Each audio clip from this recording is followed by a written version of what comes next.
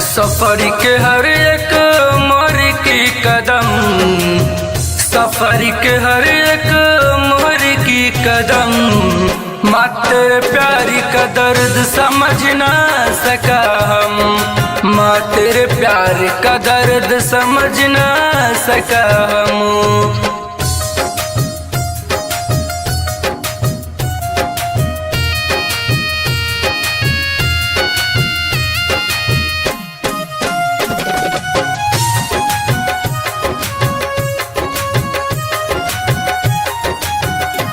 बचपन से तुम मेरे लिए क्या क्या नहीं किया, अपनी आंसू बहा के तूने मुझे बड़ा किया।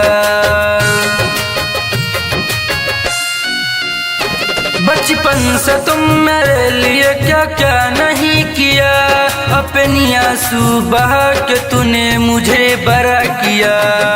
पर तेरे लिए कुछ कर ना सका हम, पर तेरे लिए कुछ कर ना सका हम, माँ तेरे प्यार का दर्द समझ ना सका हम, माँ तेरे प्यार का दर्द समझ ना सका हम।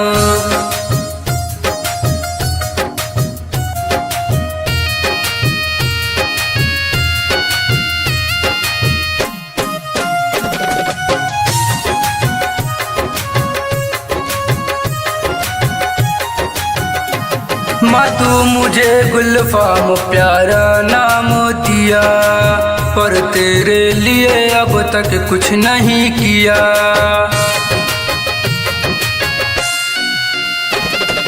माँ तू मुझे गुलफाम प्यारा नाम दिया, पर तेरे लिए अब तक कुछ नहीं किया।